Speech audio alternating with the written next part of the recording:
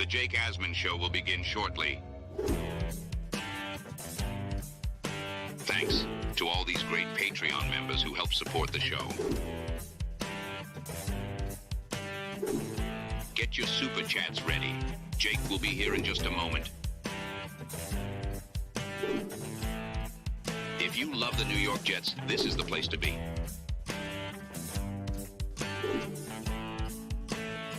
And now, the Jake Asman Show. Aaron Rodgers is one of the most polarizing athletes on the planet. Ian O'Connor, a four-time New York Times best-selling author, has released a brand new biography on the Jet quarterback. Out of the Darkness, the Mystery of Aaron Rodgers, and Ian is set to join the show to talk all about it. It's the Jake Asman Show. Let's hit it and get it started.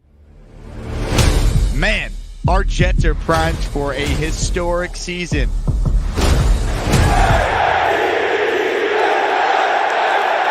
We bleed Jets green each and every day. This is not the same old Jets. We have Aaron freaking Rodgers. We have Garrett Wilson. Let's go. We have Breece Hall. Please subscribe and hit the like button below. Super chat, baby. Cut the line. We have Sauce Gardner. We have Quinnen Williams. The Jets bandwagon is loaded. Now it's time to talk all things New York Jets. It's the Jake Asman Show. Here we go, everybody. Welcome in. Make sure you subscribe to the channel for daily Jets talk if you haven't already. And, of course, make sure you like this video. The book in my hands right here is the book that is making all the headlines involving Aaron Rodgers and the New York Jets. And the author of the book, Ian O'Connor, is kind enough to join us to talk all about it. Ian, congratulations on the success of the book. I know today's the first day it's officially available, but you've been making the rounds, and it seems like I know I've gotten about halfway through it. It seems like the feedback from this has been awesome, and I know I've certainly have really enjoyed reading it so far. Thanks a lot, Jake. It's great to be back, and I think I had the first interview with you when I announced the book was coming out, however many months ago that was. It seems like it was about a year ago, but it wasn't, and so I appreciate you having me back. You know, for you personally, Ian, from when you sat down and started writing it to a day like today, can you kind of break down how long it takes to put it all together, the amount of hours that you spend talking with different sources, sitting down and then rewriting the book and revising that over and over again? Can you kind of give our audience an idea on just what goes into making a book like this one right here? Yeah, sure. It's basically calling as many people as humanly possible who know the subject. And as Aaron said on the Boomer and Geo show, I reached out to 500 people and half of them agreed to cooperate. The other half did not. And Greg Jennings was one of them, as I pointed out on a show I was on with him. But it's a really brutal process. Really, it's a grind. And I did tell Aaron that at the Jets introductory press conference after the trade, that this is what I do. This is my process.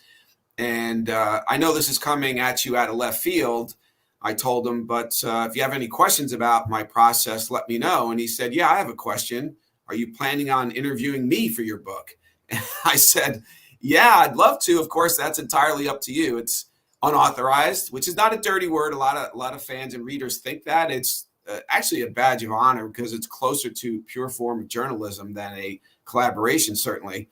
But I handed in the manuscript, Jake, in, say, late January, might have been early February. And then it was without Aaron's cooperation. I tried through the Jets. I tried his agent. I tried him directly. I sent him my Belichick and Coach K books and nothing. I got nothing but indifference. And then all of a sudden, out of the blue, Eric Gelfand sends me a message that Aaron's now willing to see you.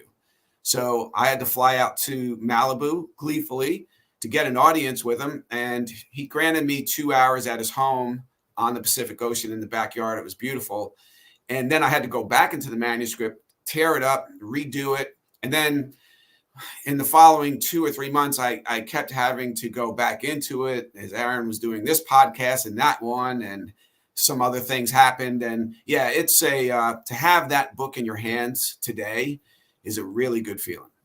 You know, for you, Ian, because you've written a lot of biographies before, was this the first time the subject of the biography actually sat down and spoke with you? Because I know you talked about it before. Belichick actually went out of his way to make it more difficult for you to write the book on him. Yeah, I would expect nothing less from Bill Belichick. So I almost appreciated that and welcomed the challenge of overcoming that. Aaron didn't do that. And as far as I know, he did not ask anyone not to talk to me. I've gotten different levels of cooperation, Jake, or non-cooperation.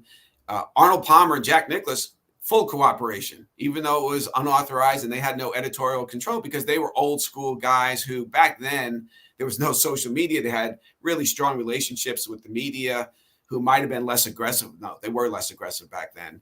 So it was understandable. Derek Jeter had a professional relationship with, so he agreed to talk to me like he always did at his locker, but didn't want to give any big sit down for the book. He didn't want me to write it. And Coach K was interesting because he said, I'm not going to talk to you. I talked about this possibility with my family. We've agreed that we won't, but I will not. In fact, I will encourage all of my friends to talk to you. So I think he wanted to write his own book in retirement, but his way of saying, I respect what you're doing, is he encouraged everyone close to him to talk outside of his family. And then there's Aaron. And it was, I did all my research, all the reporting, talked to 250 people, was ready to go. And then all of a sudden he decided to listen. I could have used Jake 10, 15 hours with him to talk about his entire life. But going to his house that day in February, I didn't know if he was giving me a half hour, 40 minutes. If he didn't like the line of questioning, would he just kick me out after 25 minutes? So I had to prioritize. And there are some things I would have loved to have asked him about, but I couldn't. I didn't have the time. Thankfully, he did give me 2 hours, and he definitely made it a better book. So I appreciate that. Ian, kind of set the scene of that meeting with Aaron. Is it just you two one-on-one? Is his agent there as kind of like a buffer? I mean, is it like, what is that experience like for you getting the opportunity to sit down with him? Well, he has this beautiful home right on the ocean. And I mean, right on the ocean. I get there, Ryan West, his assistant, and his chef, Jason Pabst, they were there. But basically, I walked in. I actually went on Amazon and for $14.99 purchased a bamboo wood set of coasters from The Office, his favorite show.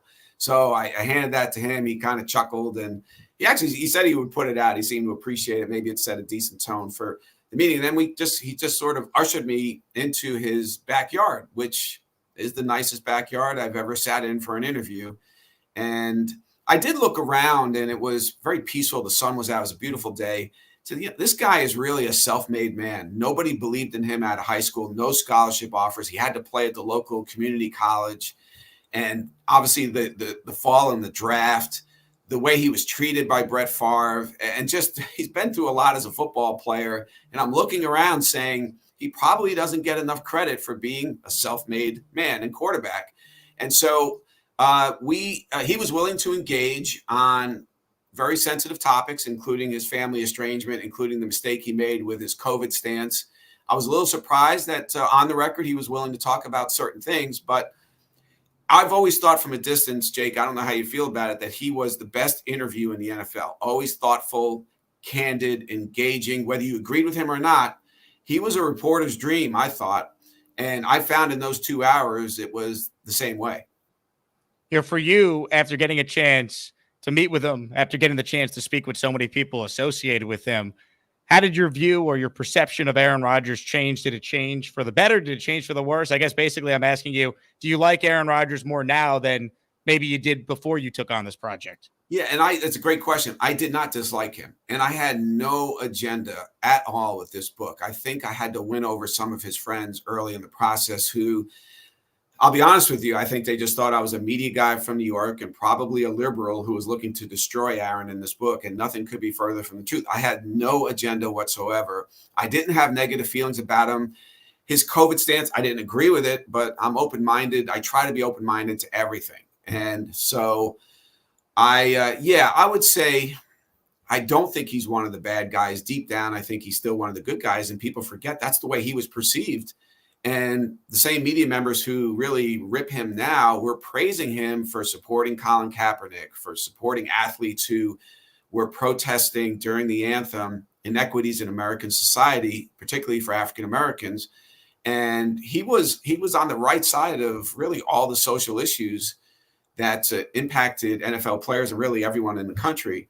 And then all of a sudden, he said those 4 words, yeah, I've been immunized in August of 21. And that really changed his life. And really the media turned on him. There have been some self-inflicted wounds and unforced errors, and he needs to own that. But Yeah, I would say deep down, I still think he's one of the good guys. He's got flaws like we all do. Some of his are more conspicuous than others. But I there's a part of me really, and this really reflects on how I feel about Jets fans. And I know a lot of them. I want this season to be a great season. And I know people are going to say, well, you just want to sell books. No, because the last time the Jets won the Super Bowl, I was 4 years old and I was at my uncle's home in Staten Island watching it, not really watching it. I was 4 years old on a black and white TV. I have vague recollection of it. And I wrote a column for the New York Post a couple of years ago saying this: I want the Jets to win the Super Bowl. And that was before I decided to write this book about Aaron Rodgers, because I want Jets fans to experience it, and I want to experience it because in my lifetime, I haven't seen it. So Aaron Rodgers winning the Super Bowl for the Jets, to me, would be the biggest New York sports story of my lifetime. Ian, when it comes back to the COVID situation with Aaron, because I completely agree. I think that's where so much of like the media vendetta seemingly against the guy, I think that's where it originates. And you said that, he was on the record with you saying, hey, if I worded it differently, maybe things would be better, because that's basically what they always have against me. Do you think, though, from that point on, he's kind of just like dug in against his critics, against the media? Because it's like, hey, you guys were the same people praising me. Now you're ripping me. I'm not going to forget that, because he's a very, vindictive guy, chip on the shoulder. You talked about how he's always had to kind of overcome adversity and expectations were low for him. Do you think that kind of all ties in to why he is the way he is with some of the things he says in interviews and on podcasts? I do. And I think he felt abandoned by some media allies that he relied on maybe, and he thought should have gone to bat for him and didn't after the COVID statement. And at the end of the day, he made the mistake. And all his truth at the time was he was allergic to an ingredient in Moderna and Pfizer and concerned about Johnson & Johnson side effects. And I did say, why didn't you just say that? I was vaxxed, but I would have found that to be a somewhat reasonable position. And I really don't think I would have hammered you in my column that day. And yeah, it was a mistake that was unnecessary. And I do think that he's at a point in his life and career where it's sort of what the bleep. I don't give a bleep anymore. And I think he felt, okay, to the media members who turned on him, you want a war, I'm here to give you one. And he dug in. Now, he's defended some indefensible positions at times. And at other times, well, maybe he's got a good point that he's supporting. And I do feel that he has a sense of almost betrayal. And I don't think he planned on becoming a villain, but somehow that COVID statement turned him into one. And he's leaned into it now. And I think that this year really should be more about football than anything else. And I think that the Jets need, and Jets fans need, to experience the upside of employing Aaron Rodgers, because when he was out and not playing, they really only got the downside. The Packers fan base got both, and really a lot more of the positive side of that equation. So I think when he's playing football and talking on the Pat McAfee show, which is a great show, and I think he should continue doing that, but you need the football mixed in there and the week-by-week analysis. And as you know, Jake, when he's talking football, there's nobody better on the planet. I do think he'll become a broadcaster, even though he says he's not that interested. And I think in a network booth as a color analyst, he's going to be lights out, because when he's talking football, it is mesmerizing just how good the guy is on that subject.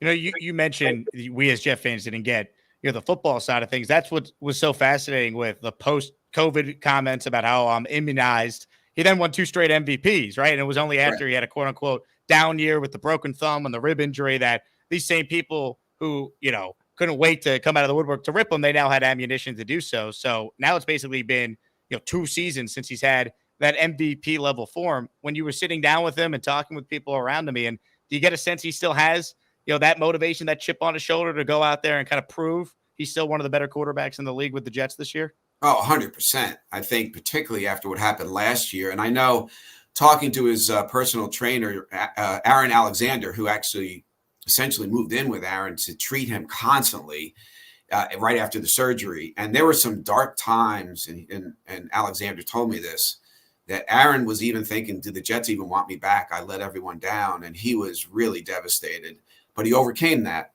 And once he did, then it was, as you know, last year he wanted to play. And he told Aaron Alexander, his trainer, his body coach, if we win on December 17th at Miami, I'm playing Christmas Eve against Washington. Now, Alexander was like, no, we're not doing that, because if you rush it back and re-tear the Achilles, you're done. You can't go through this again. And let's just save it for 2024 and win a Super Bowl next year.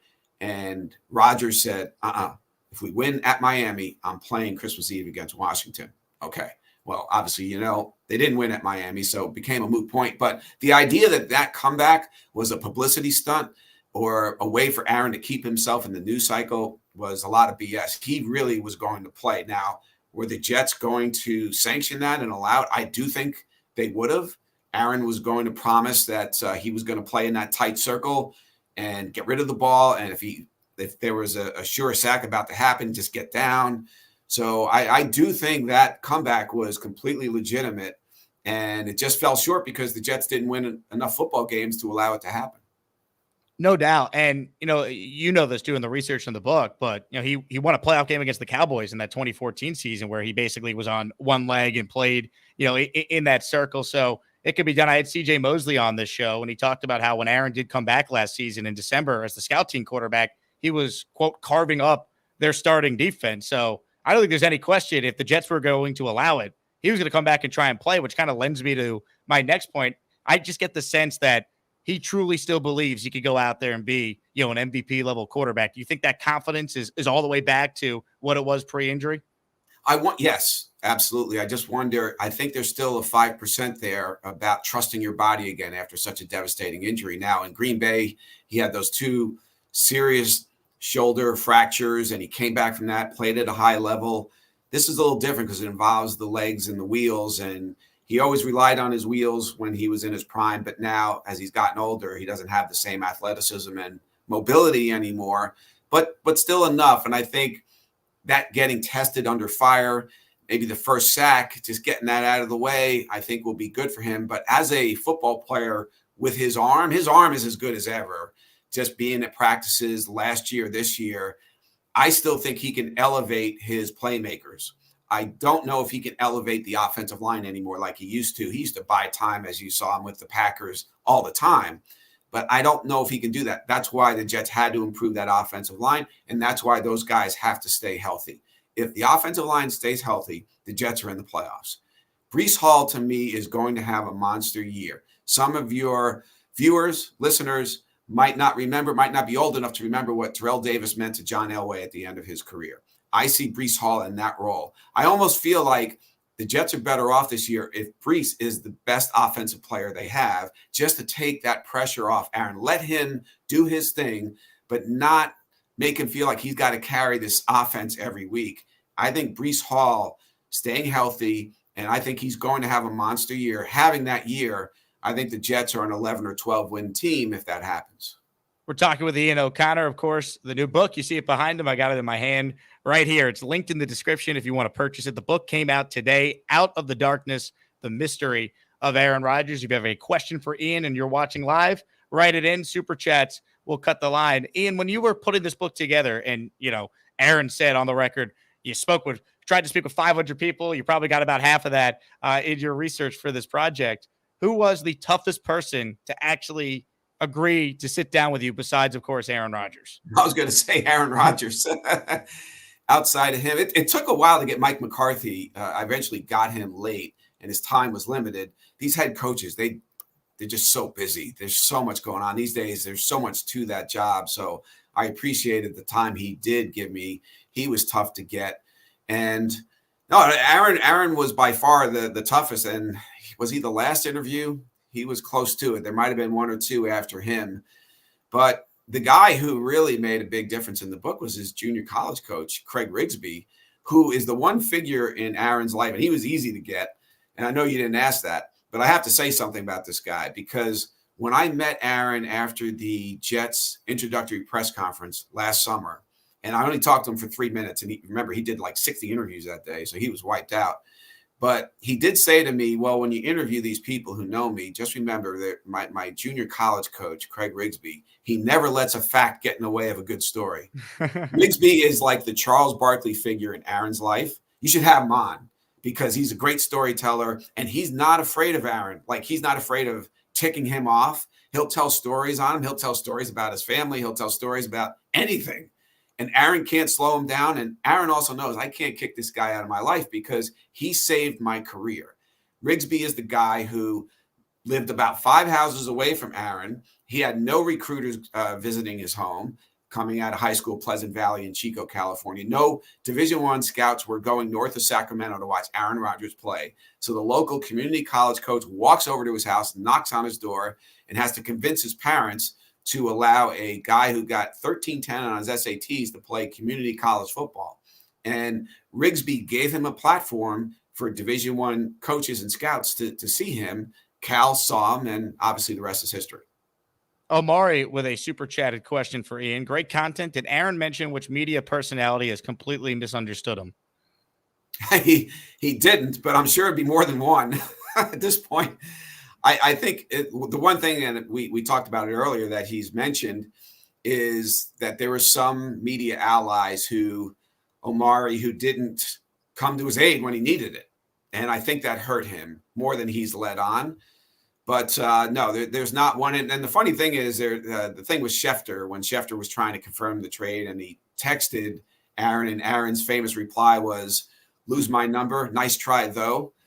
Brian Gutekunst, the GM of the Packers, when he was at the owners' meetings, somebody, I guess, asked him about that. And he said, well, at least Adam got a response, because Aaron wasn't responding to the Packers' messages. That was LaFleur, Gutekunst, their messages and calls. Aaron had ghosted them. At least Schefter got a response. It wasn't the one he wanted, but Adam's the best in the business, and he got Aaron's attention.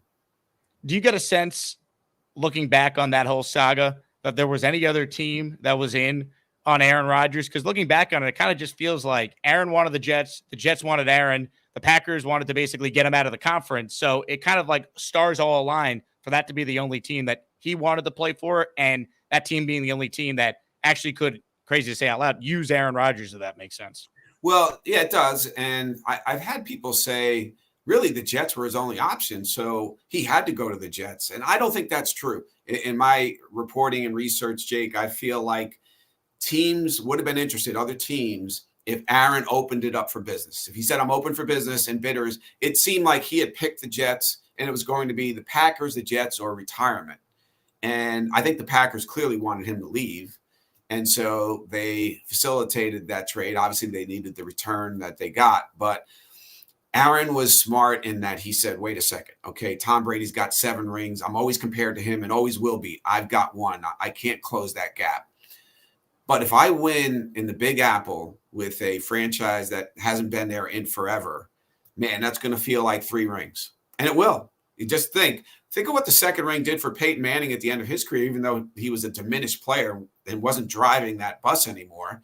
Think about what the 2 rings meant for John Elway at the end of his career. If Aaron can get number 2, and the first one was with an iconic Packers franchise, and the second one ended a biblical drought in New York for the New York Jets, that's going to take his legacy to a whole new place. And I think he identified that, and it was a smart move. But if, let's say, he didn't like what he heard when the Jets went out there and spent 5 hours with him in Malibu, and he opened it up for business, and his agent, David Dunn, made it clear to teams that, okay, Aaron's open to anything, I think you would have seen a bunch of teams jumping in. Did you get a sense from either your conversations with him or people around him that he wants to play X amount of more years? Because he's kind of said various things when asked about it. He said, I'm just looking at it 1 year at a time. I came here to play 2. Last year doesn't count. So it's like, okay, well, you have this year, then next year, then it's kind of been just tracking it like we do on the show. He's had various answers to that question. What's your take on how many more years you see Aaron playing in the NFL? I think, including this year, he'll play 3. I know he wants to play. He wants to give the Jets at least 2 good seasons. So last year obviously doesn't count.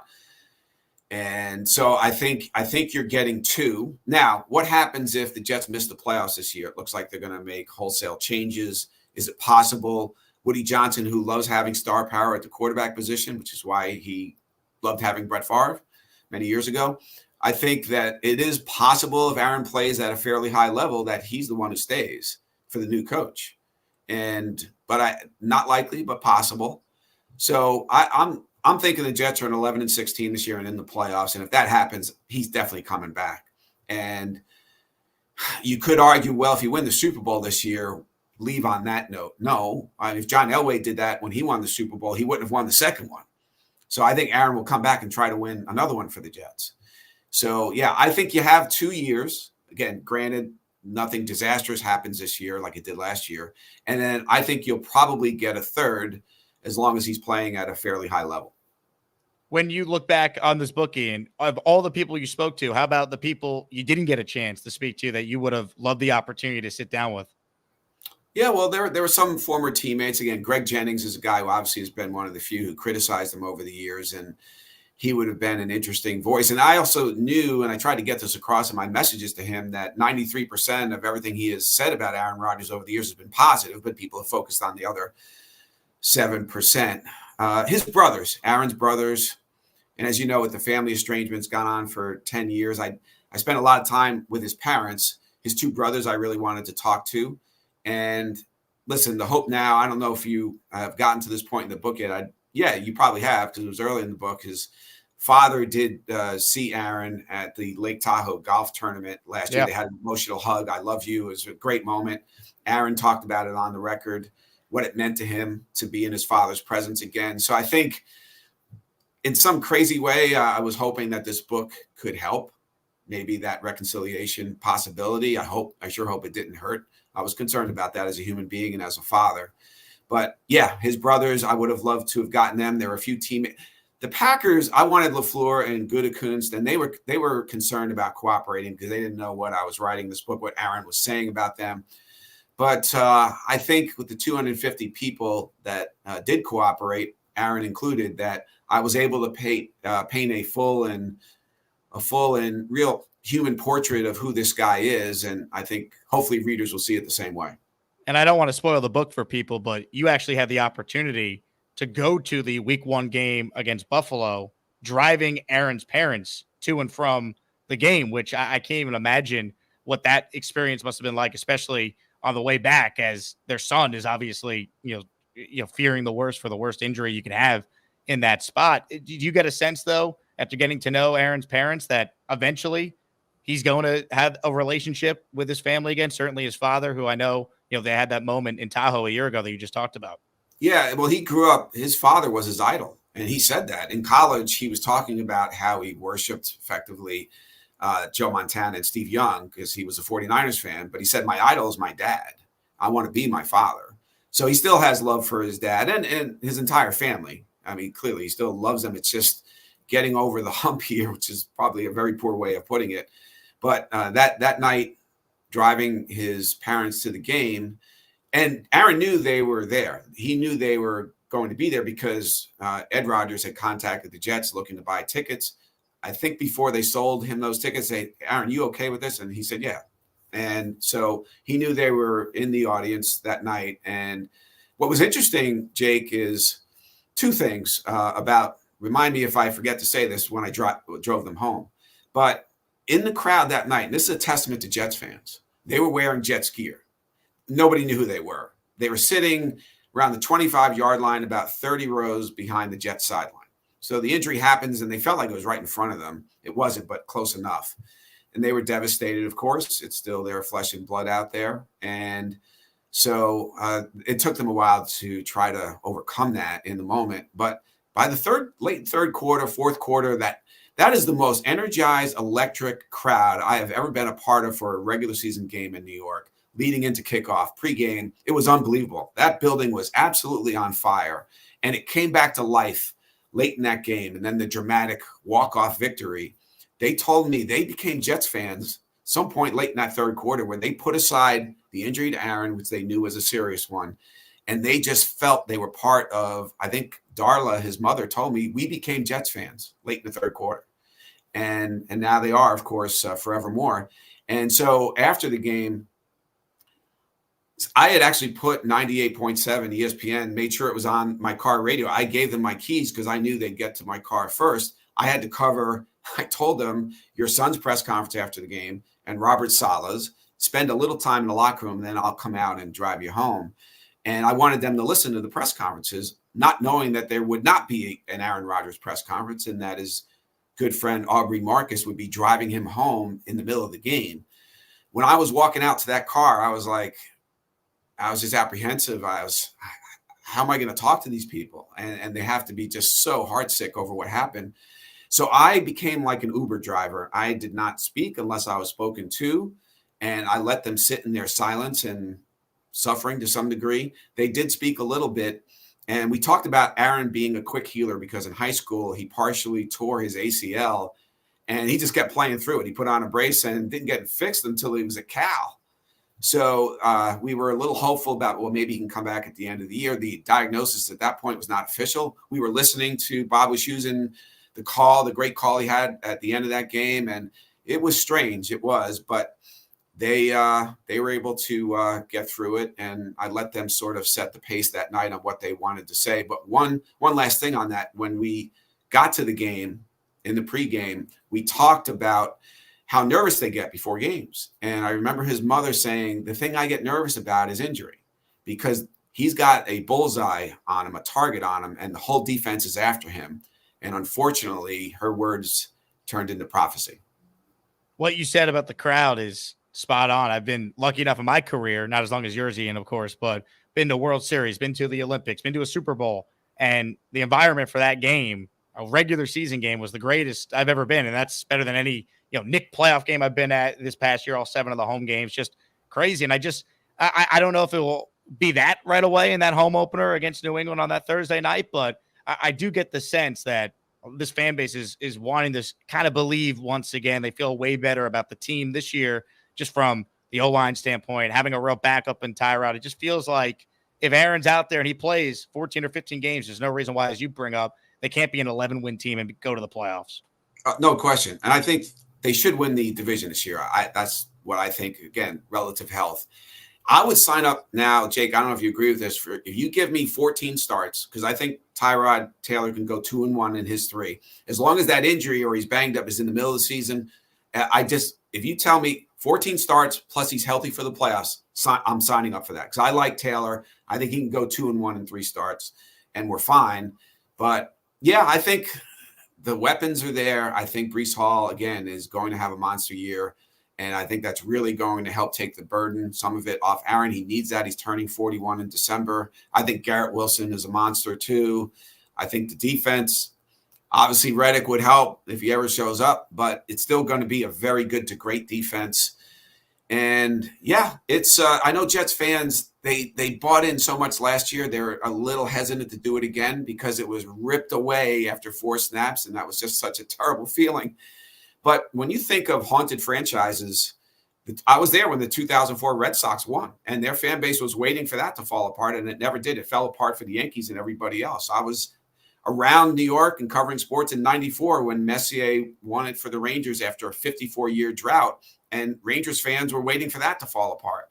The Cubs in 2016, they were waiting for that to fall apart, and it didn't. So I think Jets fans should buy in. It's a very good roster. It is a playoff team. The football gods owe the fan base, and Aaron Rodgers won this year. So I would say, yeah, to me, 11-6. I wouldn't be surprised at 12-5, but I would sign up for 11-6, 14 starts, and have Aaron be ready for the playoffs. I think everyone in the audience completely agrees with you, Ian. For people who want to get this book that I have in my hands right now, can you tell them what is the best way to get the book? The book is called Out of the Darkness, The Mystery of Aaron Rodgers. Right. Amazon.com obviously is the easiest. If you want it signed and inscribed, call Bookends in Ridgewood, New Jersey, and I will sign and inscribe any message you want. They'll take it down, 201-445-0726. I have a book signing in Ridgewood at Bookends this Saturday at 1:00, and Marty Lyons and Joe Beningo are threatening to show up.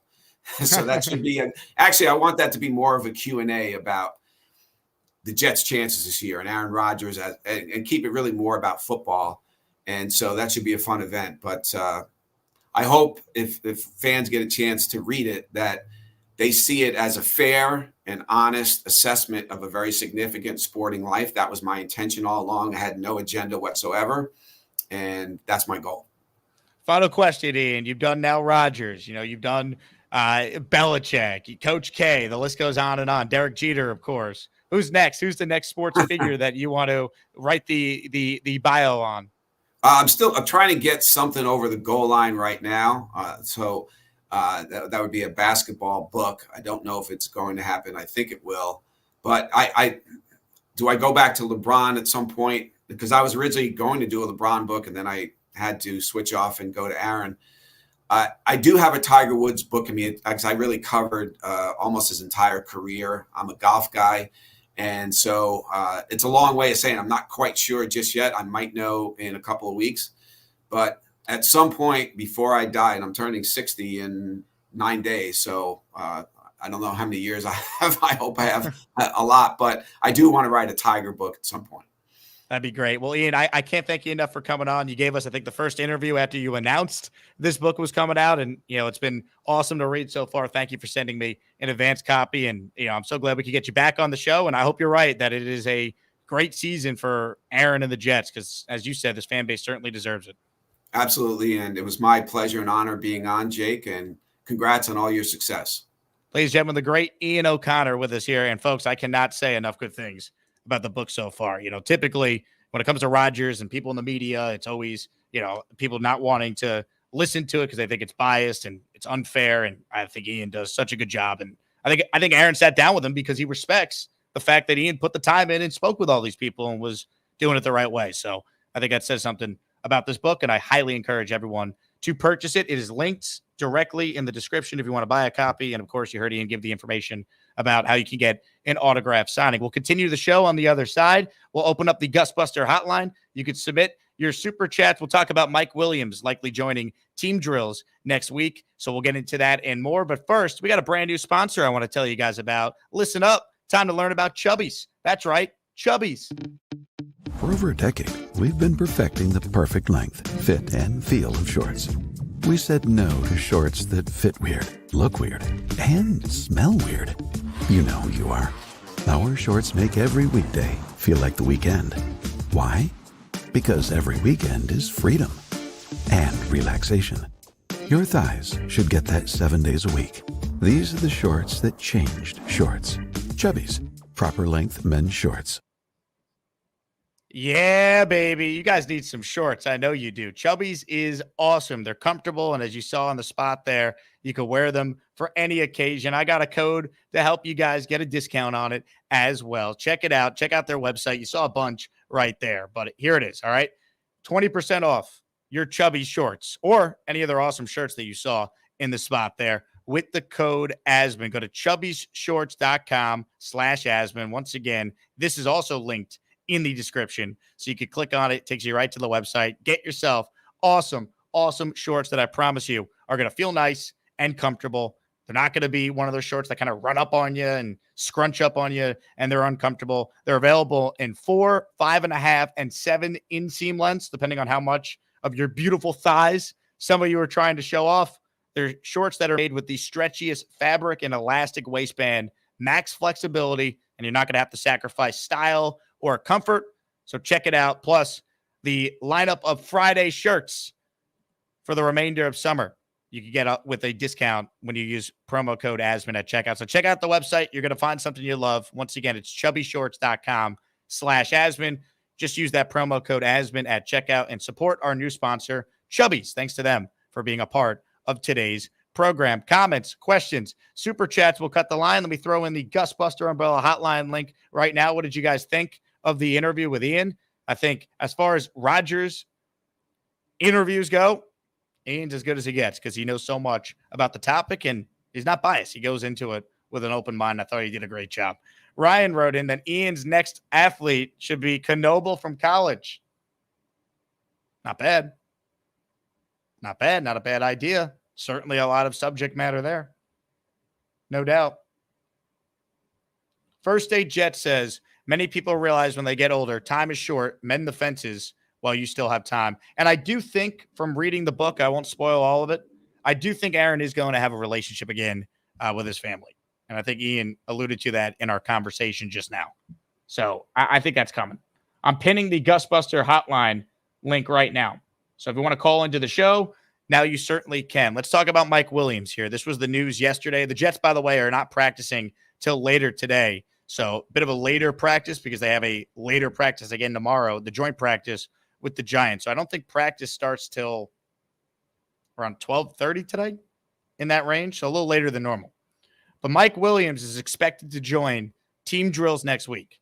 And I think when it comes to Mike Williams, what you're looking to see is him to get a solid 2 weeks being out there with the first team offense. If he could join team drills the Monday after this game against the Giants on Saturday,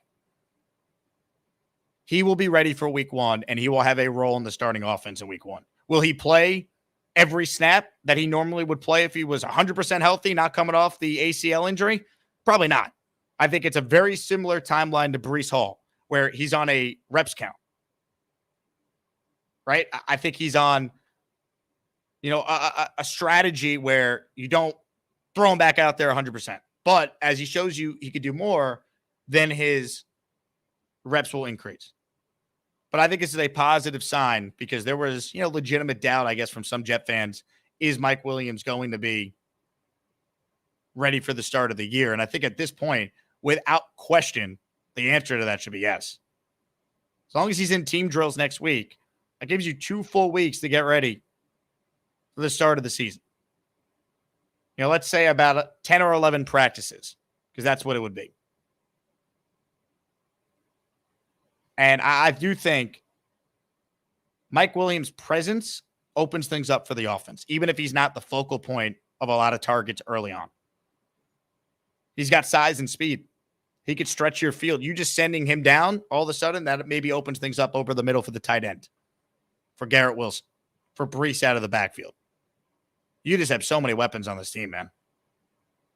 And that's why if they could just keep Aaron upright, there is no excuse for this team to not score points. I saw a stat that almost made me puke yesterday, but I'm going to share it with all of you because we're adults on this channel. Besides maybe Connor, who's 13, but he's smarter than many of you. Let's just be fair about that. All right, I'm going to give you guys a stat. And warning, it's going to make you puke. But I bring this up just to emphasize how pissed we all should be if this team can't be good offensively. You ready? Games with 0 offensive touchdowns since 2015. This is every NFL team. The New York Jets have had 28 games since 2015 with 0 offensive touchdowns. 28. You might be saying, okay, who's second on that list? Second on that list is Carolina with 17. The Jets have 11 more games without 0 offensive touchdowns over the last decade than any other team in the league. The Giants are third on this list at 16. Bears, Rams, Jaguars, 14. You get the point. This team has no excuses to not be able to score points. None.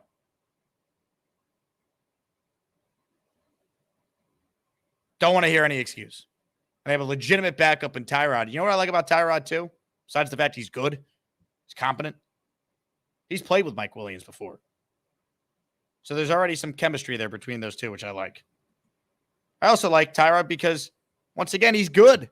Garrett Wilson had his best day of the summer against the Commies with Tyrod throwing him the ball. It just shows you that, if you have a competent quarterback who knows where to get the football to, you're not automatically screwed like they were last year when we seriously depended on Zach Wilson, Tim Boyle, and Trevor Siemian to try and do stuff. Lee Van with a super chat. I want to hear a $2 book review. Well, I think you got more than $2 worth of info from Ian Lee. Appreciate your support. Skills Baby is the first person to sign up to become an Asmaniac. Thank you, Skills Baby. Let's go. We are seeking more channel members. We got emojis or edgemos we want to add. So please consider becoming an official channel member by hitting the join button or turn gift receipts on because you never know when someone might make it rain. Lane Kerner checks in. Ladies and gentlemen, the Lane train is in the house today. The Jets have to move the football this weekend. You're damn right, Lane. I do think we see Tyrod play this week. If Aaron doesn't, which I guess tomorrow will really determine if he's going to play or not, but I don't think he's going to. Ladies and gentlemen, we want a channel membership. So what does William Sprague do? He gives us what we like to call around these parts, a Sprague spree. I am the master of the Sprague spree. Take this, Jake, you little bitch. Yeah, buddy, William. Here we go. 10 names to read off. Dalt, Julian Vasquez, Allison Tuckwab, Dr. V-Man, Jesus Jerry Vaca, Kyle Smith, Spin DeBen, That's No Ghost, and Lee Van, all receiving channel memberships. Welcome, welcome, welcome. William, you're the best, dude. Appreciate your support. Means the world. Channel memberships and super chats, they're the lifeline of the show. The YouTube ad money, that's not where it's at. What pays the bills and allows me to do this full time is the support from the super chatters and the memberships. So you guys are the greatest. Thank you. Slugo or Sluggo, I still don't know how to say it. He says, thanks, Jake and Ian. Good get. Yeah, I hope you guys liked the interview with Ian O'Connor. I thought he was excellent. I knew he would be. We've had him on before, but he was great. Let's get to some calls now. First up today is Rob the Jet fan from Glen Head. Hello, Rob. Hey, Jake, buddy. Unfortunately, Jake, had a bad occurrence here that I was making my way to call you, or I should say to tune into your station, YouTube, and FS1 happened to be on, and that idiot cow turd was on, obviously talking about Aaron Rodgers, and I was about to go to it, and, you know, you can't help it but to want to hear what the hell next is this guy going to say. And he was just sitting there ripping Aaron Rodgers, ripping him, saying that he's not even top 15, that Tua's better than him already, that that all these quarterbacks, that there's a ton of people better than him right now. He's falling off a cliff. He's heading in the direction of Peyton Manning, when Peyton Manning towards the end had 9 touchdowns and 17 interceptions.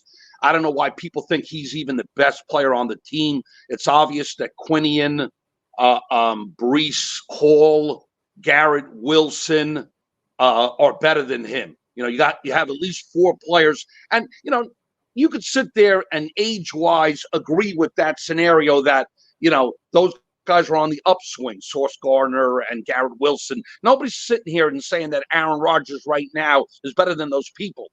But what kills me is he sits there, he says that he's not even top 15 anymore, that he's on the downswing of his career. He's not Tom Brady. He's not LeBron. You know, give me a break here. All these people think that he's the savior for the Jets. And I don't understand why people think this, because he's clearly going off a cliff. Look what happened. He'll never hit the MVP year that he hit in 2021. But you know what? He fails to realize that the last year that Aaron played, he played with a broken thumb and was still 26 touchdowns, 12 interception, and just missed the playoffs. Yeah, so, you know Rob, here's the thing, though, man. It's the same shit every time. Why do you bother, man? Shit. It's just to get you riled up. That's why I don't watch it. I don't care. He doesn't believe a thing he actually says. He has writers that script all his takes for him. His whole job is to piss people off with opinions. You're like, I don't know why I watch it. Well, that's why, because you're still watching it. This is the same guy who said this. And Jet fans are clueless. I mean, they're dopes. They don't know anything. This is a really good hire. Gase is a great coach. Okay, Adam Gase is Kyle Shanahan before Kyle Shanahan. Gase is a great coach. Don't do it to yourself. It's not worth it, man. He has a clear bias. Like I said, it was by accident, Jake. I was tuning into you, and he happened to be on, and it said Aaron Rodgers. And I was like, okay, what is this guy going to say now? So I couldn't help it. I had to hear it, and I wanted to don't click it. Don't do it to yourself. Put my fist through that fucking TV and punch him in the face. Rob, he pisses me off. Don't watch it. Do not watch it. We're coming after him, Jake. Listen to me. This year, when Aaron Rodgers has a great year and we make noise this year, we're coming after this jerk off. I want to come after this guy. Full-fledged, we're coming after this guy. We have to come after him. Have to, Jake. On behalf of the Jake Asman Show, we apologize for the foul language. Ladies and gentlemen, Rob from Glenhead, very pissed off this morning at Colin Cowherd. You have to laugh at it. It's the playbook. He doesn't believe a word he says. He changes his opinion constantly. He flip-flops. At first, he said the Jets trading for Rodgers is a great move, and then they made the move, and it was the worst move. There's like videos of it. Like that guy Funhouse on social media back after this. This is his handle on Twitter. You could see all this.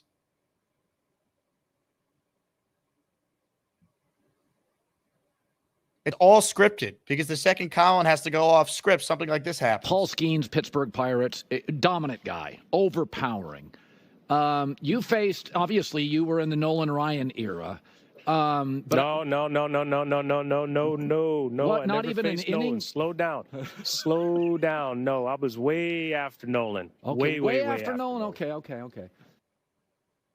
I do wonder what Rob means when he says we're coming after him. Is Colin going to be swimming with the fishes soon? These are the things you wonder. Cold Stone checks in with a super chat. Cold Stone cuts the line. Any relation to Cold Stone, Steve Austin? As Bobby Midnight would say. What's the legitimate reason why Aaron stopped talking to his family in the first place? I feel like something had to have happened to do that. It's covered in the book. It's a bunch of things, right? It's, he felt like people in his family weren't appreciating him. He didn't like the fact his brother was on, The Bachelor. There's a bunch of different things. None of them is really that significant. It's just, as Ian has described in other interviews, it's kind of like this living organ that like Aaron doesn't know how to deal with. And he's just kind of put it off to the side. But, as we covered in the interview, Ian thinks that there will be, a reconciliation between Aaron and his family, especially his dad, because they had that moment last year. So we'll see. But I think it's a bunch of different things. It's all covered in the book, which, once again, link in the description if you want to buy it for yourself. It's officially out today. Ian was nice enough to send me an advance copy, and I've been reading it. It's very good. Very good.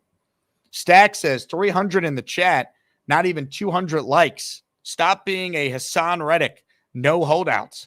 Excellent point. If you're one of the 310 people watching right now and you haven't hit the like button, you're no better than Hassan Reddick, according to Stack. So click that like button. Appreciate the support. Comments, questions, super chats. We'll cut the line on the show. You guys see I'm rocking the Circa hat. We're going to be out there starting tomorrow. For the next couple of days, I'll be in Vegas signing up for the Circa Survivor Pro Football Contest. If you're someone who wants to be a part of the greatest sports betting contest ahead of the NFL season, you have to go to circasports.com and get all the information about the two contests that Circa offers. Whether it's the Survivor contest or the weekly pick contest, the Circa Million 6, check it out. There's $16 million in guaranteed prizes. $6 million in the pick contest, $10 million in the Survivor contest. That's right. If I win the Circa Survivor, $10 million is coming my way. That's right. Circasports.com. You have to enter in Nevada, but the key is you can get someone to sign up for you. They're what's called a proxy. So for all the info on that, go to circasports.com. I'm telling you, folks, these are the best betting contests you're going to find. Can't wait to be out there. We'll have some great guests joining us that are also going to be out there. So it's going to be a lot of fun. If you're in Vegas, come to Circa. Come hang out. The Radio Row is open for the public. They got a bunch of events planned around it as well. So it's going to be a lot of fun. We'll be doing our show from there. Starting tomorrow, I fly in, and then officially Thursday and Friday from the Radio Row. So stay tuned for some great guests. We're going to be joined by Jeff Parles, who will be on site, Cole Thompson, who will be on site, among the two confirmed guests so far, with plenty of others being mixed in. For those who have been with me for at least over a year on this show, you remember when we went out there last year, and we had a lot of great content. So check that out. Circasports.com for all the info. Terrence says, just finished my last book. I do need a new one. Right here. Dano says, who's your wide receiver one in fantasy that isn't named Garrett? I mean, I still think it has to be Lamb unless you tell me he's not playing at the start of the year. Just too much volume. Right? Gainer Murphy says, just ordered the book. Let's go, Murph.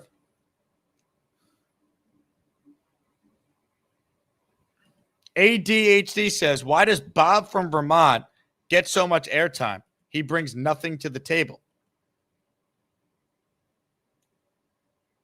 There's no way you actually think this.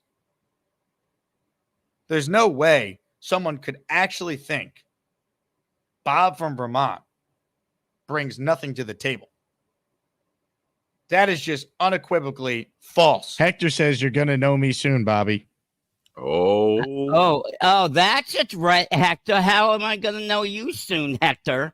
Well, just show your face on camera, you chicken ass. Ooh, big deal. I'm a big man. I'm typing in chat.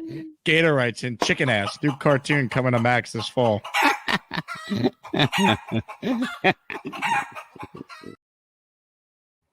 How dare you? How dare you? Alex writes in, I became a Jet fan because A-Rod is one of the only honest guys I saw on the telescreens playing sports ball. I find the liars and yes men to be the dopes. Interesting comment, but we appreciate you watching. More of your calls right now. Ladies and gentlemen, the king of the Edgemos is on the line. Keith Best joins us now. Hello, Keith. Good morning, Jake. Good morning, Keith. Did you watch the Mets game last night? I did. They helped the Yankees. Let's go Mets. Watch this kid for I don't know if you see that. Yeah, the kid caster. He's 9 years old. He was great. Yeah, 9 years old. Awesome job he did too. You know, he did a great job. Yep. So I'm a Mets and Jets fan, so I'm talking to Mets a little bit, but I think they're going to get in the wild card, and they may push it all the way to the end. Who knows? You know. Look, we've seen in baseball, Keith, you get in, you have a chance. So, the Braves keep dealing with more and more injuries. So the Mets, they're very much alive right now. Now, listen, in your merch store, I was thinking about this over the weekend, this last weekend. Yeah, you and Carly come up with pick your emoji for a T-shirt. And then you use, I don't know. But, if we can work on a GoFundMe thing, I really would appreciate that. I mean, I'm getting swamped with crazy amounts of bills that I can't handle. Yeah, it's in the works, Keith. Let me get back from Vegas this week, and I'll have a little more time to put it together, which will be great. I know you're a busy man, but all this hype on practices and stuff. I just, we'll get there, and we're gonna outdo everybody with the depth of what we have right now is absolutely insane. I haven't seen it like this since the Klecko and Gastineau days, So we got so many weapons, and it's good to see Mike Williams on the practice field. I heard his interviewed on podcast on the Jets stream the other day. We acquired some other players over the last couple of days that they signed, defensive line, a DL, and a tight end, I think. So I don't know. We have so much depth. And keeping Aaron healthy is a big key, That's everything. And yeah. It's everything. I don't want to see anybody lose their jobs. We do have to get to a 53-man roster. But, I think, this coaching staff this year is phenomenal. And I trust Joe Douglas. I know a lot of you disagree with me, but and Reddick, what's going on with Reddick? I mean, there's nothing really going on, And maybe he's going to just die. I don't know. What is he going to do? He has no choice. He has to walk on the field, And I always bring up the word. Yeah, and I always bring up the one word. It's called leverage, and we have leverage right now. We have super amount of leverage. So he has to come. He has to come clean and just get on the damn field. If you're listening to me, Reddick, get on the field. I grew up in East Brunswick. You grew up in Camden, and on exit 9 on the turnpike. I was off the exit 9 off the turnpike, the Jersey Turnpike. And boy, do I not miss that smell riding up the turnpike. Exit. I'm getting a phone call. as I'm talking to you. But anyway, I turn that off. But You know, you remember riding up, I remember as a kid riding up to go, riding from my parents' house and riding up the Jersey Turnpike, and all it did was smell like crude oil, you know? It was all but anyway, you know, you got other people waiting to talk to you. But I'm great to be here. And, you know, this thing with Bet US that you did yesterday afternoon, you can't bet down here unless you go through your Hard Rock Cafe. It's like a scam. You know, they tied up the whole thing for fantasy football. I can't use Bet US. You can't use your Circa. None of them. You could use Underdog in Florida, though. Try Underdog Fantasy because it's not a sports book. It's a fantasy app. All right. Well, I'll look at that later on. But anyway, I'm sitting in the cafeteria. They made me a nice breakfast. And I just got out of chemo this morning. I'm real dizzy and waiting for Huber to come and pick me up and take me home. But and that's it. We just got to keep moving forward, one step at a time. Absolutely. Thanks, Keith, God bless, man. We're all with you.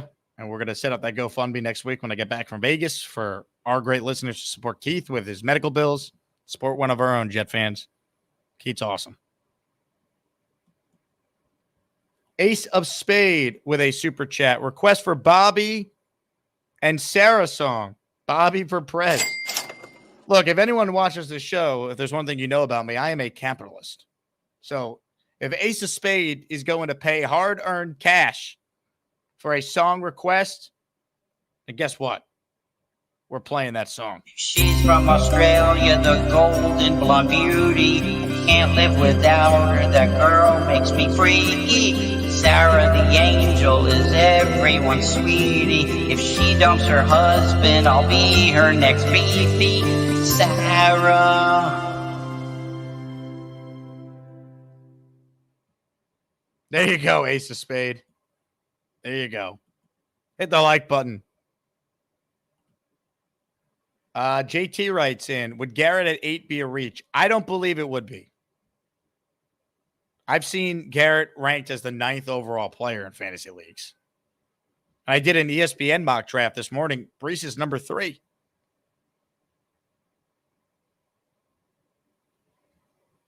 Nate writes in, Jake, will you be live during practice at 1:30? I'll have my camera out. Look who's going to practice. Nate, parentheses, Nate. Nate, because practice is later today, I will not be live during it. However, I have Robbie Sabo at 4:30 today coming on to recap all of it. So what you could do, though, Nate, is basically tweet out all the plays, and we'll go through it with Robbie. You'll do that thread that you did again, and I'll pull it up during our afternoon stream, and we'll break it down with Sabo. Say hi to Nate, parentheses, Nate, if you're headed out to Jet Camp today.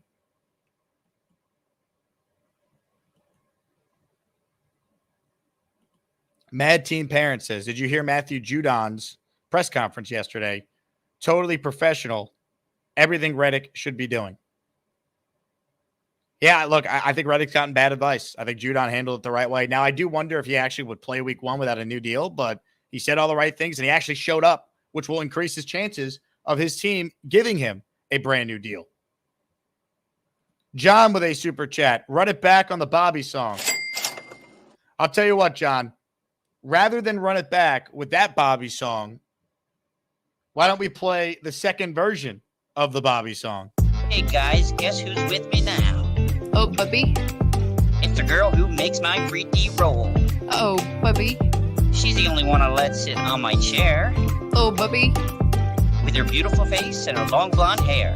Oh, Bubby. I mean, you know I'd stop by more often if you clean up this mess. Oh, Sarah. Is that an old ham sandwich over there, Bubby? Yes, Sarah. Do you think I'm prettier than 3D Gary, Bubby? Of course, Sarah. Because you said he's good looking with his long, sweet hair. Oh, Sarah. I thought it was his wife. What a moment in time. What a moment. John with an Asmaniac super chat. Amon-Ra or GW for fantasy at 8. If the offense had a bad day against the Giants in practice, the starters better play a drive or 2 in the game. Let me answer your first question first. I think Amon-Ra is probably the consensus there, but if you took Garrett, I wouldn't kill you. You know, if you're a Jet fan, like, I don't think the difference is that significant where, like, you're like, man, I love the Jets, but I really got to pick what's best for my team. Like, I think it's pretty close. I would personally take Garrett, but I guess it depends on, you know, how many other Jets do you plan on having? Because as much as we all love the Jets, you don't want fantasy to be all about just having the Jets offensive players, because then if they have a bad offensive week, you're going to lose fantasy that week pretty much. So I think it kind of depends on your outlook for other stuff. How about John super chatting, ha ha ha, after we played the Bobby song for him? I love it. Thanks for the support, John. We love Bobby on the show. Ladies and gentlemen, speaking of Bobby. Hi, everybody. This is Bob from Vermont. I am Bob, of course. Well, Of course. I can't believe you got super chats for those 2 songs. Look, if the fans want them, Bobby, I'm going to play them. You know, you're a capitalist. What can I tell you? That's right. You know, right? Well, what about McCaffrey in the fantasy football? I never touch him. He gets hurt all the time. And he's already hurt now. So, I mean, look, he's still going in the top 3. Like, even with his calf injury. I would take Brees over him. I'd be worried about McCaffrey's injury. Yeah, me too. I definitely take Brees over McCaffrey. Never touch the guy. He makes me I don't feel good with him. Everybody says, oh, he's a great running back. No, he's not. Gets hurt all the time. I don't know. He's not a good running back. Gets hurt. What's new with you, Bob? Did you just get out of bed? No, why? Oh, you're just joining us now. Usually you call in earlier. No, I thought it was just an interview. He said I didn't know it was calling. Well, it was interview and then calls afterwards. Oh, I didn't know that. So, sorry. So you only watch the show if you can call in. You have no interest in watching it. I watch no calls. Stuff. Stop it. I watch you all the time. Oh, okay. But I can't wait till 4:00 today. It's 4:30 now. 4:30. My favorite guy's on today. Robbie Sable is your favorite guy? Yeah, he's great, isn't he? I'm a big fan of his. I just didn't know he was your favorite. And then you heard the good news yesterday. What's the good news? Kind of got 1,000 subscribers. Oh, yeah. Yes, we got to give him a round of applause. He's a good kid. He deserves it. Oh, yeah. Oh, what he's doing. He got an interview with CBS the Newsday, and I told him I used to deliver Newsday at his age. You were a newsie? Yeah, I delivered Newsday at his age. How'd you throw the paper, Bob? Give us a reenactment. I just walked and just threw it. Yeah, but did you kind of like frisbee style it? Were you like this? Overhang? Yeah. Like a football? Like over the top? Sideways action. And I didn't get in the water or rain. Did you ever overhand it like soccer? An inbounds play? No. We have a lot of money in Christmas, to tell you that much. Mm-hmm. Got tons of tips on Christmas. That was a great time. It was awesome. Next Thursday is my birthday, and I'm going to be on Nick's show. I heard all about it. Oh, he called you? When you called him? We spoke. Oh, good. You better be on it. You better show up. You got to show up? Maybe. Come on, show up. Come on, we always with you all the time. Yeah. Should show more of the bar this Saturday. Michael was upset with everybody. Oh, you can't hear me. You know, he was getting mad at everybody. I mean, we were in a loud bar. What does he expect? I know. And he said, Bobby, Mikey's on the line. Everybody didn't know Mikey was on the line. Yeah, he's not typically on the lot. Yeah, that's true. Tuesdays, we're going to try to have him on more, too. Tuesdays all right. Off. Well, today's busy right now. Tomorrow's my doctor's appointment at the wound clinic tomorrow. 11:30. Let's go. I already took my medicines. I'm all set. Good. Excellent. So I'll see you about 4:30. We'll see you then. Yeah, with Robbie Sable and Jake Edmond. That's right. See you soon. Bye now, everybody. Bye, Bobby. Well, you know I need to walk more to survive unless Jake is going live. Gotta elevate my leg on Bobby. Bobby Midnight, everybody. One of the greats. His birthday next Thursday. The countdown is on. Bobby's turning 21 years old. He's got his first legal sip of alcohol, folks. It's going to be wild. Jeff Life says bomb hat. Thank you, Jeff. Matt from L5 says, so I have the first pick in a 10-team PPR. Brees at number 1, crazy. If it's full point PPR, I don't think it's crazy. Brees might have like 85 catches this year. I don't think it's crazy. I think there's a chance Brees is the best player in fantasy this year. Now, logic might tell you, take CeeDee Lamb or take Tyreek Hill or McCaffrey, but screw it, man. Why not? Hit the like button if you're tuning in. There's 286 people watching live, only 181 likes. Let's get some more likes.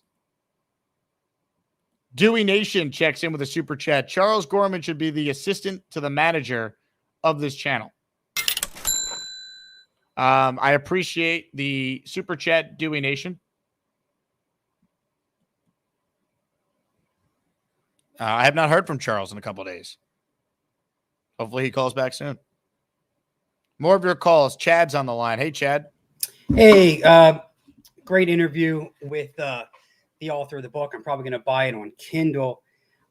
Quick one for you today. I was talking with my dad about this, about somebody who would have to step up on defense this year, especially if Reddick doesn't work out. I haven't heard a lot about this name this summer, which is, I guess, is a good thing. Jamie and Sherwood, do you think he's got the potential to take a Quincy Williams style leap this season? And if so, who does need to step up in order to have a top 5 defense again? I think Sherwood has had a great camp. Like, he has been awesome. Like, he's made so many plays this summer. He is like clearly a starter on a lot of teams in the league. He's just behind 2 Pro Bowl, all pro level players right now. Okay.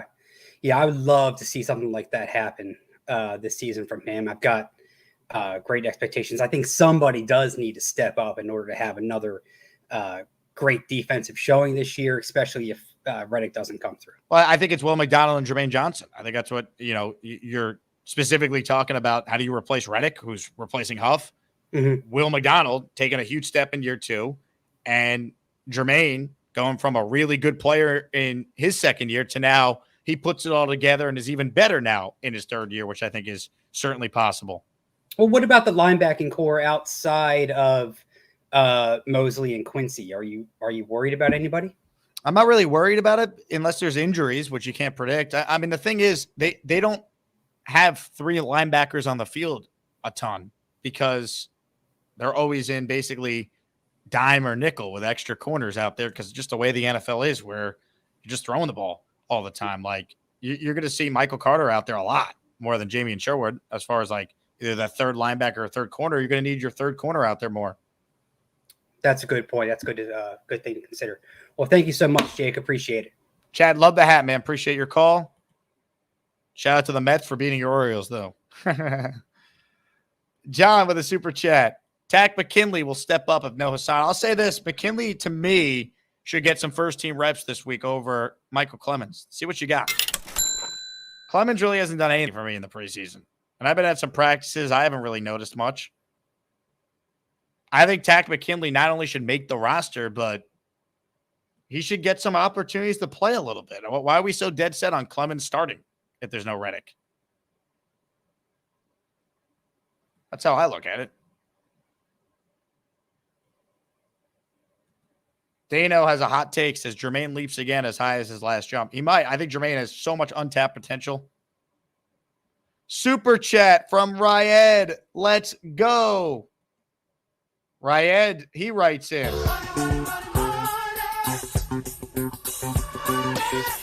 The lifeline of the show, the super chats. Thank you, Ryed. Going to camp today. Thanks, Jake. My pleasure, Ryed. Enjoy your day, man. I gave away, I think, at least 15 to 20 tickets to today's practice. So hopefully everyone out there who's going enjoys it. Things he's looking for. Slot corner play with Michael Carter hurt. Interior defensive line pressure / edge rotation without Reddick. 3, Rodgers' favorite target away from Garrett Wilson. 4, Rodgers tutties. You'll see a lot of that today. I mean, with MC hurt, you've seen a bunch of guys get mixed in there. JBC was having an awesome camp, and then obviously He's now hurt. Stiggers has made some plays.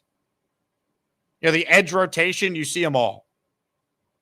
Same thing with the interior defensive line rotation, for that matter. You know, Will McDonald's had a couple really nice days in a row. From the game to the practice yesterday, where on one play, the beat reporters there said he had basically 2 sacks on the same play against Rodgers. They just let the play continue because they don't stop it in practice. Can Will McDonald keep building on some positive practices and game moments?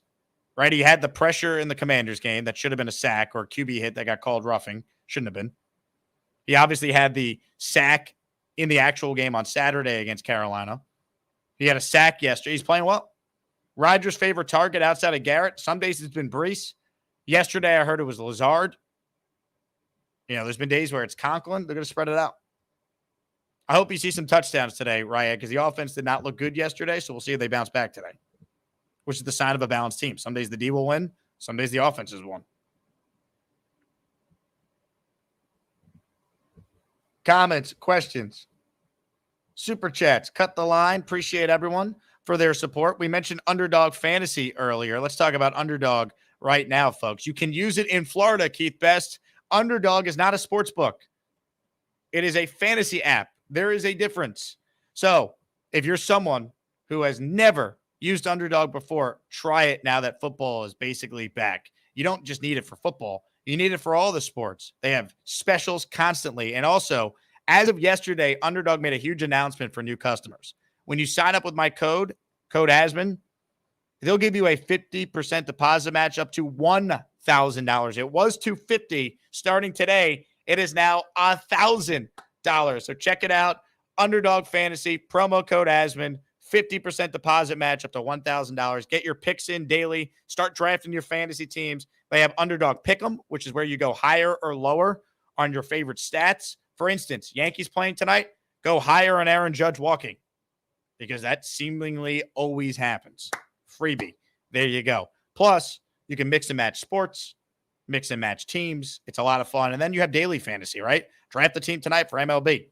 Draft the team later this week for Jets Giants in the preseason. That's right. You can do daily fantasy with just one game. It's that fun. It makes games more fun. Underdog Fantasy. Check it out. Download the app. Use code Asman when you sign up and thank me later. Shout out to Underdog for being a part of our show. Hit the like button if you're tuning in. We'll do a little Ask Me Anything right now. Anything Jet related, anything NFL related, anything sports or non-sports related. Throw it in the chat and I will do my best to answer. We'll go live again at 4:30 Eastern time with Robbie Sabo, recapping practice in the afternoon. And if you're tuning in late, the author of the Aaron Rodgers book, Ian O'Connor, came on for the first 40 minutes of today's show. I got my copy right here. Excellent, excellent read. Definitely recommend everyone to check it out. Comments, questions, super chats, you know the drill. More calls right now. We say good morning to Chiefs fan. Hello, Chiefs fan. Where have you been? What up, Jake? I was just looking at the stats from last night's game, and Mets fans, you're decent and all, but you beat my team. But I'm just glad you beat up on the Orioles for Jake. If it's one thing I appreciate, the rivalry between the Cardinals and the Yankees back in the day with the 40s and 20s and 30s. Do you remember those? You're not around, but remember the stories of those rivalries? I don't remember them, but I do know the stories, yes. Yes, like the Babe Ruth days and all that. All I know is we had the most World Series in the NL, and you had the most in the league in the AL, thanks to Ruth and the Bronx Bombers and all those boys. But let's talk football. I honestly think all this stuff about Rodgers is this, like you said, to get under people's skin, and it's just like he's part of the New York team now, so the New York media. You can throw one interception and 5 touchdowns. Sorry for the language, they'll shit talk you all the next day for that one interception. That's the part about being a New York superstar. Look, it's not just New York. It's also Rodgers being such a global figure. You know, he's one of the most popular athletes ever.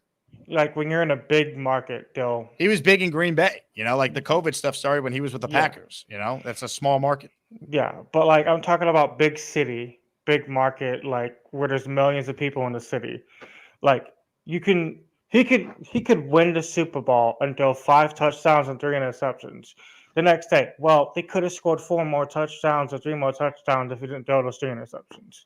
I'll tell you what, I hope I get the chance to see Aaron Rodgers throw 5 touchdowns and 3 picks in a Super Bowl. The Jets win. Then I'm good with that. Like the media, it's 2024. The media likes to blow stuff out of proportion. This is why I can't remember. I only got 5 hours sleep last night since I was dealing with my bank issues all yesterday. But like I finished my bank statements up and got everything back in order.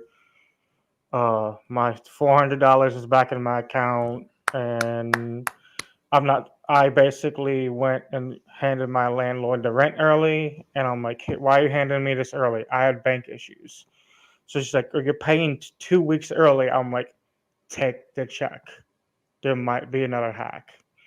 Because my bank account got hacked. A lot of social security numbers got hacked recently. Do that hack, the DDoS attack. I don't know if you heard about that. But like, so is everything situated, or are you everything's situated, but like 2.9 billion people's information got leaked, but they maxed it down to like 100 million people with social security numbers, bank accounts, all that got leaked. And they tried to make multiple purchases on my card, and I keep my card locked at all times. So I woke up to 14 declined messages on Saturday. So did you end up losing money in all this? One charge went through even though my card was locked, but my bank was like, his card is locked. You either refund or we start an investigation. So they were like, oh, we're going to refund you. We don't want our company investigated. So, and it was like, it's a stupid shit that I would never buy, like in stocks or stupid stuff in LA. And like all the hacks came from California. Like, can we just remove that state from the union? But so much bad stuff comes out of California. Yeah, let's just get rid of it. I'm 100%. The only good thing to come out of California is the food, street tacos, and Rodgers. Aaron Rodgers. Yep. Yeah. Mm-hmm. But if we get rid of California, that means you remove the Niners from the league, so Niners fans can't be a thing anymore. Jets would be 1-0. Yeah. But I'm just ready for the season. Like, I know my team's not doing good in the preseason. I'm glad your team is. I've been able to catch highlights of Jets stuff since I follow a bunch of people who upload highlights illegally, but like I'm not paying to watch the games. I would say preseason outcomes don't mean anything. Yeah, but like the way the defense has been in the preseason, like that first game where he goes up and blocks that touchdown pass. The one at Jets Stadium, I believe. I am excited to see the regular season Chiefs fan. I'm just excited for football. I mean, my team could go 11-6 again, and I'll still be happy because football is a reason to have an excuse to eat as much chicken as you want, as much fish as you want, mm-hmm. And the best part of all, like on football weekends, I'll cook a Puerto Rican breakfast. Either sausage and eggs, spam and eggs, or spicy rice. Would you ever cook for V-Man? He has high standards, but he is, a big Puerto Rican food consumer. I have a high. I'm gonna be honest with you. I cook it the cheap way. I'm not paying for that expensive oil. I'm just gonna toss a little bit of butter in the pan. And so you wouldn't cook for V-Man? I'll cook for V-Man, but you might not get it the original way. Like when I cook stuff, I either do some cheap canola oil or cheap butter in the pan. Who wants to pay $17 for oil just to cook it the right way? Not me. I see. But yeah, I haven't been on for a while. I was going to be on over the weekend, but the bank issue happened. Had to get a new debit card. Put my bank on freeze for like 5 days because there was charges. that were trying to come through, and then on Saturday that happened. And I just like I'm okay with myself. I'm just worried about all those senior citizens on Social Security who had to change their information. Like I used to volunteer at an old person's home, and I went to go check in on them, and they're like, we all had to change our banking information. We're all freaking out. I'm like, you're elderly. You shouldn't have to be putting up with that. That's like, I'm just going to leave it on this. I think anyone who steals money from the elderly or disabled deserves to be in the 1920s chain gang, working for the next 10 years, and make sure it's always a 90-degree weather day. And if it's not a 90-degree weather day, put a heater next to them so they sweat. Chiefs fan, thank you for the time. Ladies and gentlemen, the great Chiefs fan checking in. What a call. Take That says, Jake, do you see Rodgers playing Saturday? And do you want him to? I want him to decide if he wants to. That's been my take the whole time. I don't think he's going to play, though. Craig says, Jake, any interest in backyard baseball? Yeah, I mean, they bring it back. Pablo Sanchez, flip the hat backwards. Let's go, baby. I'm in, Craig. Jeff Life says, did anyone see Lakin Tomlinson get thrown like a doll by Simmons? Glad he's gone. I mean, Lakin's brutal. Anyone see Broderick Jones look terrible this preseason too, by the way? We're going to wrap the show shortly here. Make sure you hit the like button, super chat your questions if you want me to address it before we wrap. We got David on the line now as we continue with the calls before we say goodbye. Hello, David. Hello, Jake. I'm trying to read the coffee grinds here in my divining Jake Asman cup. And my question to you. Let's go. Got the hat on. I mean, let's go, David. Love it. My question to you, did the Jets trade quarterback Martinez to the Giants? They need a quarterback. Well, I don't think Drew Lock's going to be out that long, though. All right. I'm just trying to get a little extra, to have a team in need, maybe get some draft picks that maybe weren't there before. I don't think you'd be able to get a draft pick for Adrian Martinez. All right. Thanks, Jake. Great show. Yeah, you got it, Dave. I appreciate the support. I think if they cut him, maybe someone would claim him. But I think more likely than not, the Jets will just put him on the practice squad. I don't see anyone claiming him. Giants have Daniel Jones. They signed Drew Lock. They gave him $5 million, so he's the backup.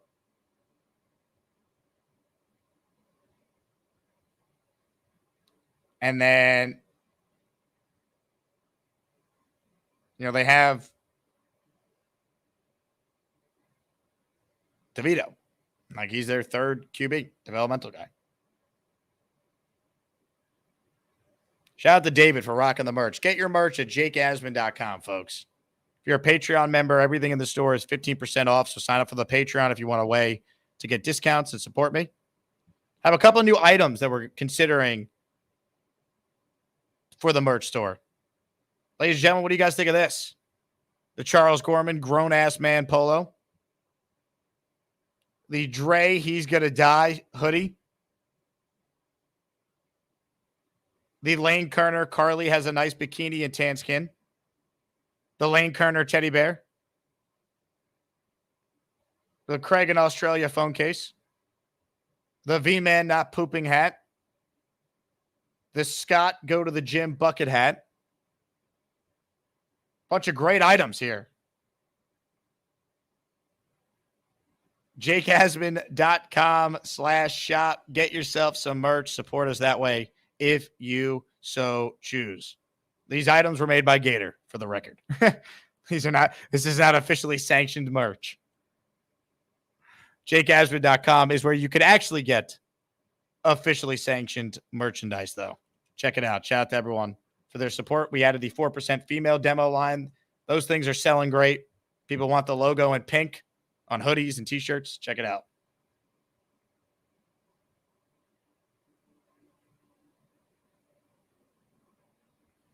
JakeAsman.com, folks.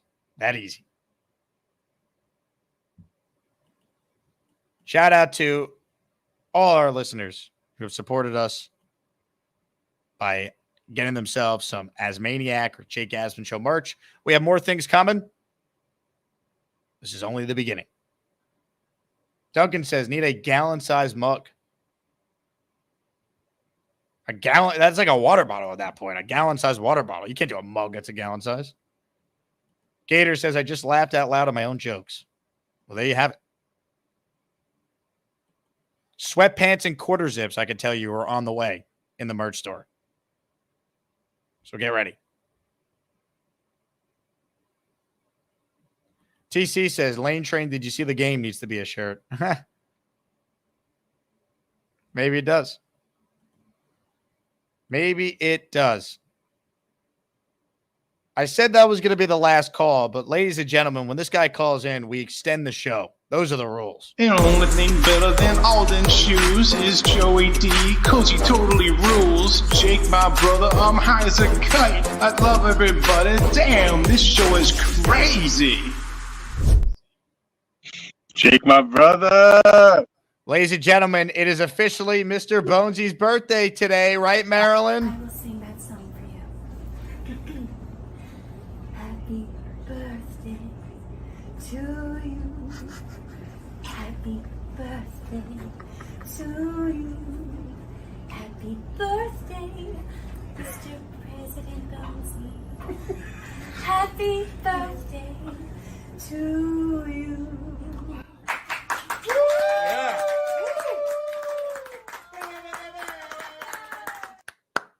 Yeah, baby. I told my wife when the cameras went off, she did it again, sitting on my lap, just to get her going. And also I missed the whole interview with Ian. I'm gonna go back and watch it after the show because I had the Alden reps here, and they were like, "We heard the ghost of Marilyn Monroe was at the store over the weekend."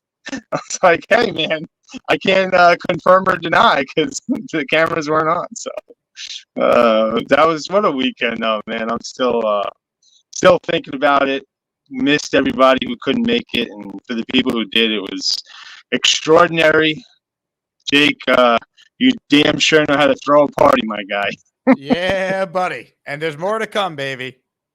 Hell yeah. I'm still trying to get on board for Monday night because for me, I work Tuesday, and to get the game ends at 11:30, so I wouldn't catch a 12 o'clock train. I wouldn't get home till like 2:45, and then You might have get to up. sleep in Alden. Put an air mattress out. If we won, I would. If we win, I don't even need to go to sleep, because that's just going to be a start to the season that we need. So, but I want to I feel like we need to. I was talking to my wife yesterday. I feel like we got to give T Squared a chance to be the Jets bar. Like, imagine we go and they win week 1 against the 49ers at the bar. Like, that'll be our good luck spot. So we got a lot of shit to figure out, Jake. It's in the works, Bonesy. I'm working on it. All right. Let's just say that it was a great event, and the plan is to do more. And I'll confirm when everything's official. Hell yeah. And shout out to everybody. And I rewatched the game again yesterday too. I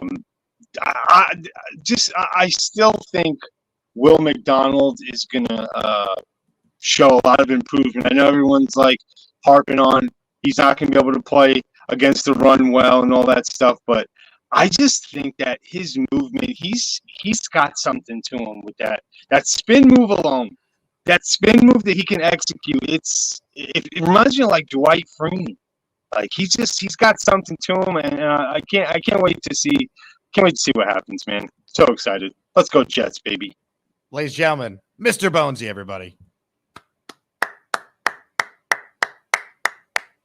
Hit the like button for Bones. Hit the Bonesy emoji as well.